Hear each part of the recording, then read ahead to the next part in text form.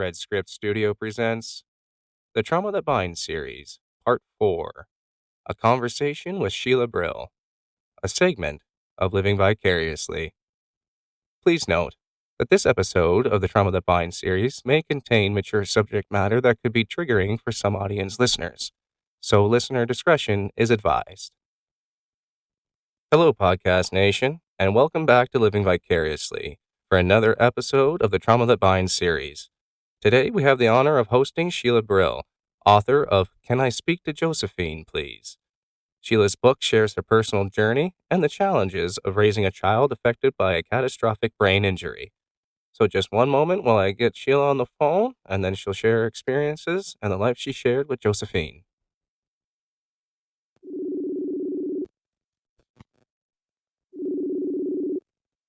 Hi, Sheila. Hi, how you doing? Not too bad, my dear. Yourself? Yeah, just coming in from the garden in the sunshine and coming back indoors. Perfect. That sounds like a lovely day. Yeah, it's actually very nice here. It's about, I don't know, 20, 21 degrees, which is, civilized. Hang on a second, I'm going to change my glasses as well. Yeah, no problem at all. Take your time. So, Sheila, you just got in from Portugal. How was Portugal? Absolutely beautiful. It was lovely. We were on the coast. It's a tiny, tiny country. I didn't realize it's less than 2.5 times the size of the UK. Less than half the size of the UK. It's really small and it's all kind of mostly coastal and it's gorgeous. And we were staying in a lovely hotel. It was just very relaxing. So this is for a vacation, or did you do some book work while you were there promoting your book? No, this was a much needed vacation from all the stuff related to the book. There's been so much and there's still more going on, so we just needed to step away a few days. Oh, for sure. You definitely need that time to get away, readjust, and now you're back and you're on with me talking about the book. Fine. That's great. Perfect. So why don't you just share with our listeners what inspired you to write the memoir and how you chose that title?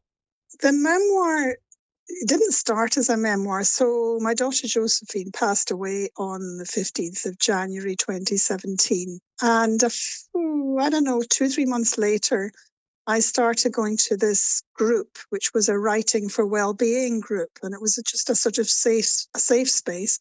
Turned out it was all women. Yeah, about 12 of us. And we just wrote about whatever we wanted to write about. And I started writing about other things. And then eventually I must have written something about Josephine. And it started from there, but there was no intention of writing a book. And sort of 7 years down the line, here the book is, many iterations of it, much editing, many people hearing bits of it, reading bits of it, commenting, and me sort of tearing my hair out and not always writing in a safe way, because it was very emotionally draining. The title of the book is because when Josephine was 15, the landline in the house. So this is predating mobiles, predating cell phones. So the phone in the house rang and I picked it up and this young woman said, "Can I speak to Josephine, please?" And nobody had ever phoned to speak to Josephine, and nor would they, because she couldn't speak. She wouldn't understand. It was impossible. Right. So I was completely floored by it and sort of stuttered and said, no, you can't. And they said, "Oh, sorry, can I phone back later?" And I said, "No, who are you?"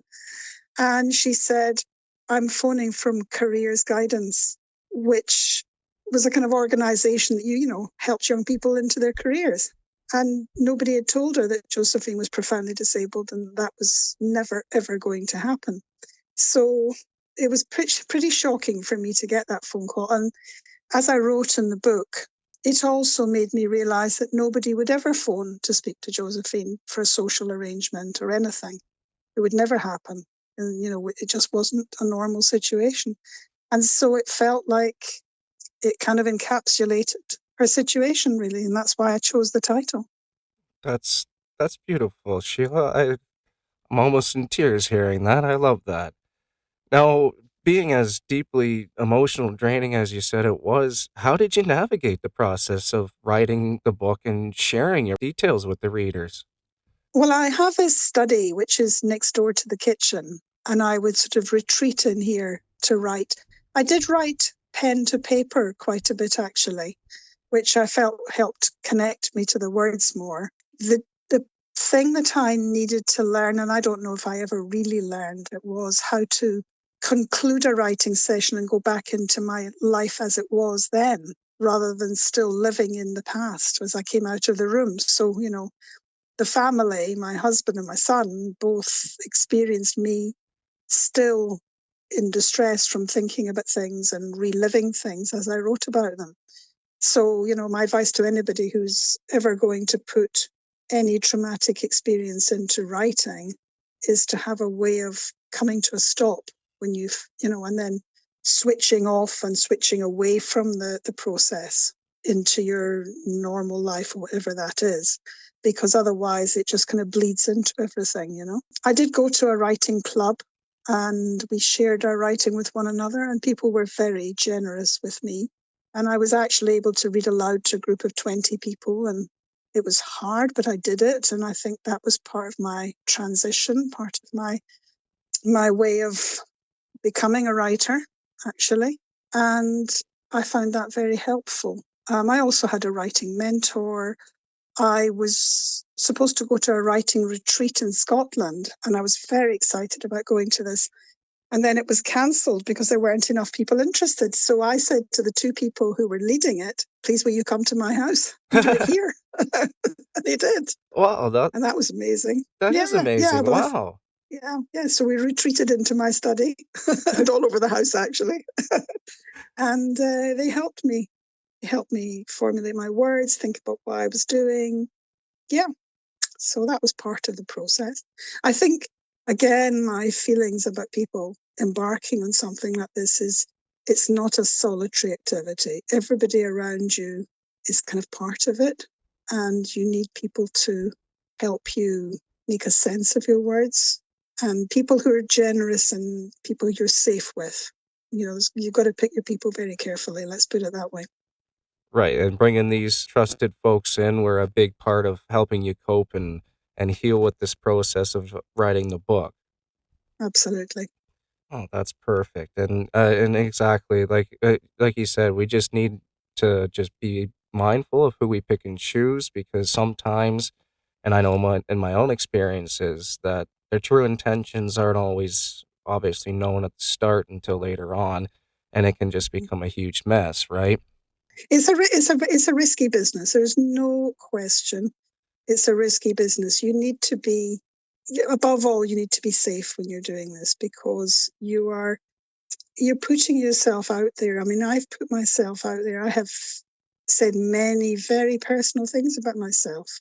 They're out there now. They're out there in the world, and I had to be prepared for people to read that stuff. And people judge you. People will always judge you. I mean, nobody said anything terrible to me. I've had no backlash. I'm pleased to say, but I do remember one friend saying, "You're really going to write that? Your really personal stuff. You're going to put that out there?" I said, "Yeah." And they just kind of looked at me and I thought, okay, I want to do this. You might not, but I do, you know. Well, and exactly, some people just don't quite understand that need or calling to get that story out there, right?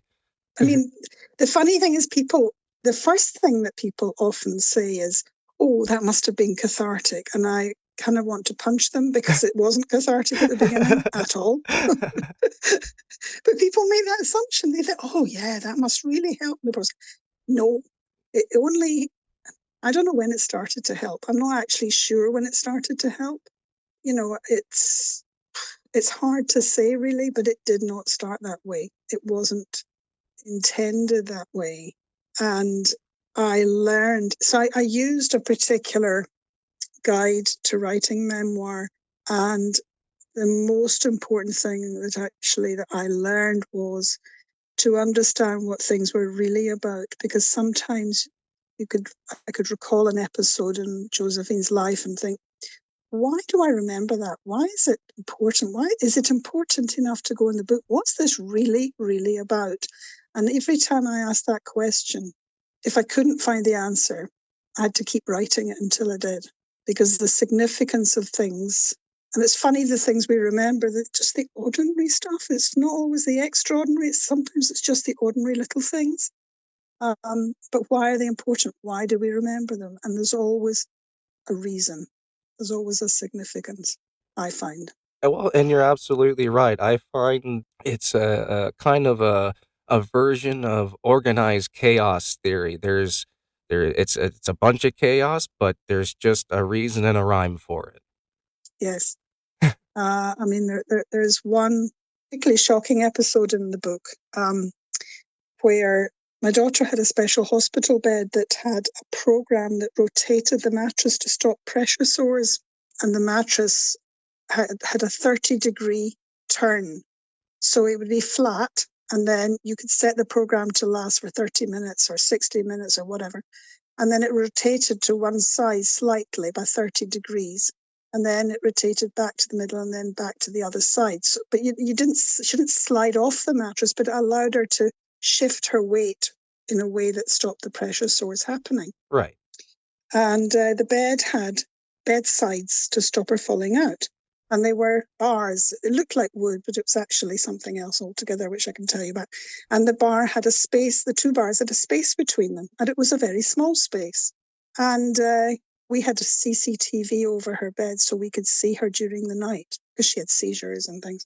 And I woke during the night and she wasn't in the bed. I couldn't see her, so I ran downstairs, and her head was stuck between the bars. She had a very, very small head, and we didn't think it would fit through, but she got her head through, but she couldn't get it back. And the bed Oh, was rotating from oh side to no. side. Yep. So we turned off the program and tried to calm her down. And we tried to get her head out. We couldn't. And so we actually filmed it to send to the bed company, because we thought they're never going to believe us. And then my husband had to saw the bedside, and it was fiberglass. Oh, So he got all cut. And she was in a mess. I mean, she didn't get covered in it, but she had a massive seizure, and she recovered and she was okay. But it was the most horrific experience. And I wrote about it, and I wrote the whole thing down. Why does it matter to put this story in the book? What is it about this, apart from the shock value? What is it about this that matters? And I realized that it was the only time in her whole life that we were able to save her without professionals stepping in and saying, you do it like this, you do it like that, don't do this, don't do that. We just did it, and we saved her life. And it was the only time. It was the only time we were ever able to do that for her. And that's what the significance of the story was. And it's that combing and combing and combing at the stuff, working out, what is this about? Why does this story matter? Why does this bit in her life matter? Why did I need to write it?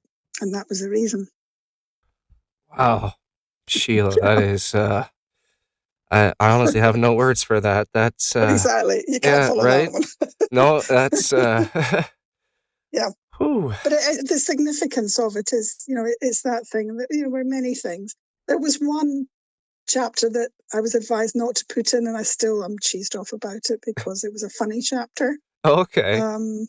And it was, I will release it. I will release it somewhere, because I thought it was a brilliant chapter. I was very upset. It's about a caricaturist who tried to draw a picture of her. And you know how caricaturists work. Okay, yeah. Yeah. And he had nothing to work with because she didn't oblige, because she couldn't. And it's a great chapter. I love that chapter. It's gone out there somewhere in the world at some point. Well, it sounds like it would be, and then, once you get that out, you can probably redo your audiobook and add it to the new There you version, go. right? Yes. Slip it in there. Right? Just Yes. kinda whoop, and put it in there. Yeah. It's the thing about writing, when somebody says, you've written something, you think, oh, that's really well written. I'm really pleased with that. And somebody comes along and goes, nah, it doesn't add anything to the story. You think, really? Well, I So there you think go. when it comes to this type of subject matter, you need that kind of, let's say, comic relief in there to kinda ease that tension, right? Yes. Oh, yes. You Right. need a bit of comedy, because there's always dark comedy in there somewhere. There's always something. Well, Although, exactly. funnily enough, one bit of comedy which I did put in the book, my bereavement counsellor, when I told her this particular joke that somebody had made about Josephine, it was a parent with another child like Josephine. So it was kind of acceptable because of who he was. And I told my bereavement counsellor this joke, and she just kind of frowned at me and said, "That's just deflection, Sheila." And I thought, sod off.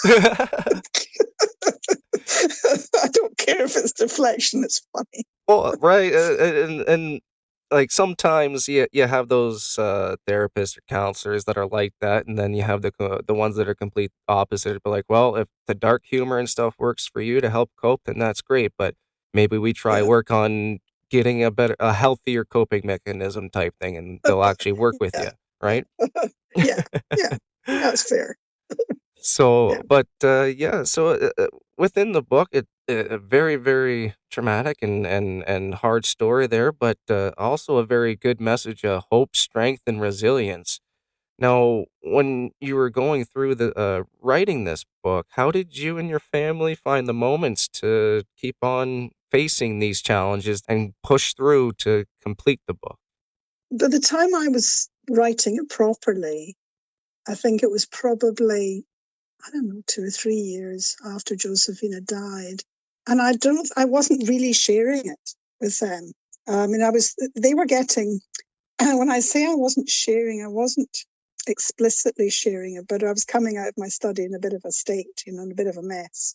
So they were getting I can't think of the right expression, the kind of end bits of it, as it were, but I wasn't sharing it. The difficulty, the big challenge was then saying to my son, "Here, you need to read this because you're in this book and you're named, number one. And number two, there's things in this that you might not want to have in there. And so you need to read this." And on top of that, you've got to remember that I was sharing my innermost thoughts with my son. Well, you don't do that with your kids. It's not a thing that you do, there's some things you tell your kids, and there's some things why would you tell your child how you're feeling about something that's personal? It's just not, I don't know. Anyway, so I had to hand him the book and my husband, and that was frankly terrifying, really terrifying.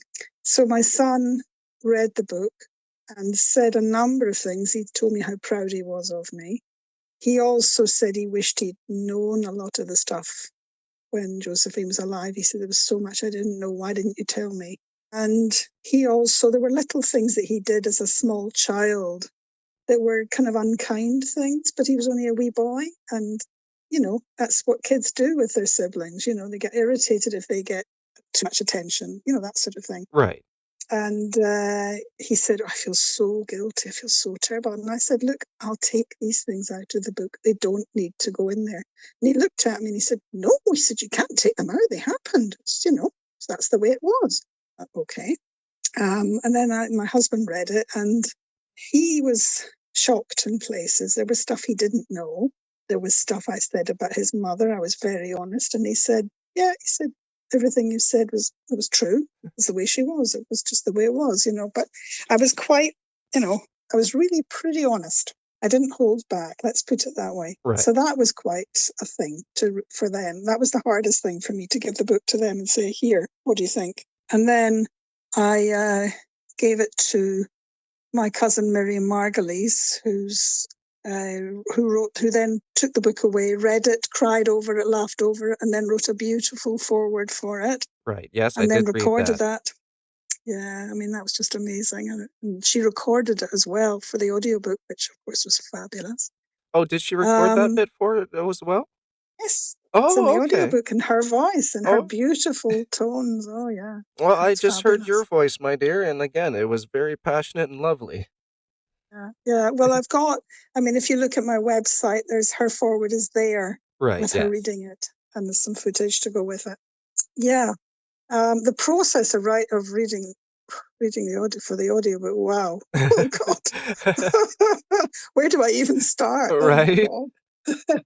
So we use my study, which is not a proper recording studio. We had a sort of kind of encasing for a really good microphone, and we used Audacity, I think it was. Yep. It was Audacity.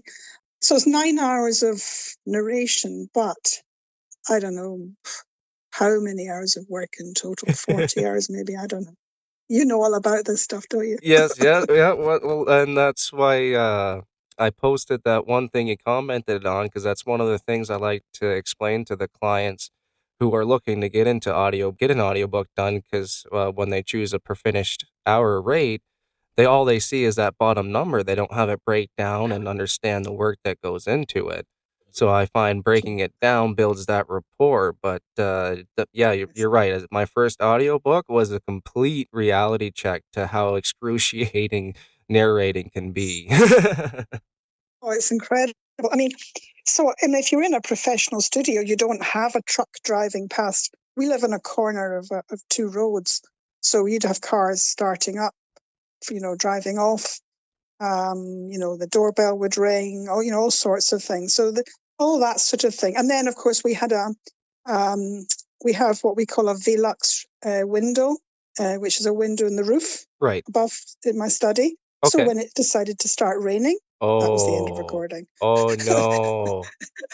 So, the sort of things in a professional studio that don't matter, we Yep. had them as well. And then then there's this sort of, in my head, nobody was going to narrate my book for me. Nobody. That was not happening. And I knew I had a good enough reading voice, but I also had to work out, do I orchestrate the emotion or do I let the emotion happen naturally? How much in control of my emotion do I need to be? How do I do the internal monologue? How do I change it so it's obviously not me speaking aloud? There were so many questions. I didn't prep the manuscript because I felt as if it was over prepared, I wouldn't be able to read it naturally. But then there were times when, Peter, as editor, said, no, you need to emphasize this or that, whatever, So we had to go back to something. And there were chapters that were emotionally very, very hard and some in close succession. So that was tough. We didn't realize we had to do it chapter by chapter. So we had to have a space, silence before the chapter name, the silence after the chapter. We learned on our feet. Right. We really did. It was a great experience at the same time because actually, I had a great feeling about my writing. I realized I could write well when I read it, and when I listened back, I could listen to myself quite happily and yep, that's okay, and that was a good feeling. Oh yeah, definitely. It's definitely a good feeling when you can just actually listen to what you write and actually be pleased with it. There's a lot of work in creating from a blank page and then getting it onto a good sound, and yes, there's a lot. I do other stuff. I write sort of comedy stuff. I was just listening to one of my pieces earlier. It's a 2-minute piece. I had a hip replacement in November 2022, and I had to learn how to get dressed using what we call here a grabber, Right? which is one of these things that you pick things up from the floor without bending down. Yep. It's got a kind of handle that you squeeze and that you reach for something and you squeeze and you pick it up. And that includes things like panties and socks. And I wrote a piece about that. It's very funny. There's a lot of swearing in it. Well, swearing's okay. Definitely good to get the Yes, frustrations out that way. And then you were yes, also, definitely. before we even got on the phone there, you were working on some training material, your midwife program. It's a charity that they're a wonderful charity, Baby Lifeline, they're called, and they work with midwives who are very experienced, and this is an advanced course in how to read baby heart traces during labour. And they wanted a video of me talking about my experience because, these are men and women, mainly women, who don't have experience of hearing about the survivor's story, the survivors of birth trauma. It's not a much heard story, let's put it that way. Right. And so, hopefully they'll get to listen to it and hopefully buy the book. That's the aim from my point of view. But the aim is to also, really to help them understand the consequences of birth trauma, the lived consequences of birth trauma. And is this one of the ways that you kind of work towards advocating for some of these overlooked aspects of raising a child with some injuries? There's a lot of different things that have happened. I've done co-interviewing for candidates for the midwifery degree, also for the nurses degree. I've done some teaching about communication to adult nursing students. I'm going to a family conference for a charity that supported the book, talking about, disability in families and how one manages or doesn't, just the whole kind of honesty side of things. Because I think the story I tell is, sadly, it's a universal story for parents in this situation, but then most people don't write about it. They just live it quietly behind closed doors. But I've given the book to a member of parliament who has started an all-party parliamentary inquiry into birth trauma. That's about to report, and she's going to read the book. The president of the Royal College of Obstetricians and Gynecologists says every obstetrician should read the book, and I'm Wow, trying to get her to make that happen. that's awesome. Um, yeah, yeah. The head of the Midwives College, I'm having a meeting with her as well to see what we can do. I'm trying to get it into universities as a reader for students. We're going to be working with Leeds University Medical School on communications. So it's kind of, I'm going from the kind of training the people at the start of the careers to people already in the careers. I'm trying to get my head around Twitter. It's doing my head in. I can't do Twitter Absolutely either, doing my so head in. don't worry about that. Oh, God, it's just, I mean, I've gone from having about 40 followers now to having 100 and, I don't know, 130 or something, but that's nothing. That is literally nothing. But I'm just trying to get out there more and more, because it's the only way to, it's it's kind of having an impact that I didn't expect. I thought I was writing the book for family and friends to read. That's the honest truth. That's what I thought I was doing. And now it's sort of become something else. And I have to really push for that something else to happen, to see change happen, because this is what happens if things go wrong, basically. Well, exactly, and like you said, not enough people that go through it are talking about it or writing it down or letting people know, and so it's great that you're getting this message out there even though how hard it's been for you, but you get what you put into it or you get out what you put into it, and you have put into it a lot, and I can tell that, and it's absolutely great. Now Yes. Yeah. Now, because I was gonna ask how, you hope to your work will contribute to raising further awareness, but you've already answered that. I didn't even have to Yeah. ask. That's awesome because you're trying to get that into the universities for people to read, and that's Yeah. amazing, Sheila. That's I mean, great. these youngsters at university are the leaders of the future, you know. And so if a book has an impact, when you read a book yourself and it has a lasting impact on you, and it kind of informs some of the way you live your life afterwards, possibly. It might be just one small thing in a book you think, that means something to me, that speaks to me. And if my book can do that for a few professionals, people who are going into the profession and think, God, I'll never forget that book. And I have to be on my best game in my profession, because otherwise that book will come back to haunt me. If that's the impact it has, then that will have made a difference, you know. I mean, we brought a case of medical negligence for Josephine. And when we went before the judge in the High Court, he said, I've heard this story so many times. And we just looked at each other and thought, oh God, we thought this was going to make a difference. And it wasn't going to make any difference, not to anyone else. And, the reports that we read about maternity disasters are shocking, really shocking.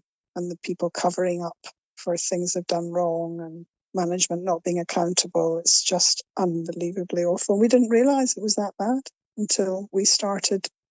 So our lawyers, they did the big book launch in London for me. And they were telling us about all these cases, and it just keeps going on. And no one It knows feels about it like, until now. well, that's it. You only know about it if, God forbid, it happens to you, or it happens to somebody you know, or somebody you care about, and then you know about it. Otherwise, no. It's one of these things. So, being as this is something that really isn't known about, what are some practical ways that communities and individuals can get this message out there? Well, I think it's duty for professionals to get it out there, but I think sadly there is. It's a funny word to use, but there is a responsibility for pregnant women and their families to make sure they have agency in what happens at the birth. That they don't just go in thinking it'll be all right, and I can trust these people. And it's the it's having to say to people, don't trust what's in front of you. Shout loud, make sure you get what you should have, understand what can go wrong. And I think it's a very, very hard message to deliver to women and their families. Very hard message, because who wants to scare somebody, you know? But that's what inevitably that's what it does, it's to actually say there's risk here, and in some cases greater risk than others. And, even having to think, do I want to give birth in that hospital when I've heard so many bad things about it? To even have to think that way is horrendous in the 21st century. But I'm afraid women need to know, and they need to have agency. They need to feel they can say, I'm not happy with this. Listen to me. This isn't right. That's part of the job that has to be done. It's not enough to try and change the professions and make them safer and better staffed and better management and better decisions. It also falls to the women and their families to say, this is not good enough. I'm not comfortable with this. I'm not happy with this, you know. Absolutely right. Like, even with my own son's, pregnancies, they gave us the typical warnings and this, that, the other thing, but that was pretty much it. They don't go into any detail of what could possibly happen, what could go wrong. They just give you a sign-in sheet and, like, a waiver form, and you have your child, basically. And then once you have your child, if something, God forbid, happens, then you have to deal with it then and there. And they obviously do try to put every safety in place before, but things unfortunately do happen. I mean, there are things that, unavoidable things, and they're awful, but it's the avoidable stuff that is so distressing. It's distressing to read. I had to read it because I was writing an article for the Midwifery Journal, which is a professional journal, and I had to read a couple of big reports about maternity scandals. And it was horrific reading. And it was about women often not being listened to. And I wasn't listened to at the time, and I didn't know that I should have been better listened to. I didn't know, you know, and you know, it is being aware, and you know, yeah, it's being an advocate for yourself. It's, as I say, having agency in the situation and speaking loud and being demanding. Actually, being demanding. It's not an unreasonable thing to do. No, it really isn't. And how I kind of think of it is I always tell when people ask me about how I started or found my voice type of thing, and to speak out about my own personal experiences with trauma, and and it's just I always remember this part from The King's Speech, the movie, and it was the therapist talking with the president, or the prime minister, sorry, and he was just going off and off, and then he was trying to just the therapist was goading the president, and then he's just like, finally, I have a voice, and the therapist is like, yes, you do, and it's a very lovely voice, but it's just trying to get that voice out there is the only thing and heard, right? Yes. And there's a lot of noise out there. There's a lot of complaining going on in the world. A lot of complaining. This is one of many complaints about our particular health service as well, about the NHS, the National Health Service here in the UK. Everybody's got something to say about it, and it's very tough at the moment. It's tough all round, but it just feels as if the thing that's gone missing in all of it is listening, proper listening to people. And it's hard. Some people find it very hard to have a voice. They don't necessarily have the right words for it. They may not have the language skills. They may have other, issues. They may be disability. There can be all sorts of reasons why finding your voice is a challenge. And I know that when I say women should have advocacy and they should have agency and all that, it's all very well me saying that, but it's not that straightforward for many women. It really isn't.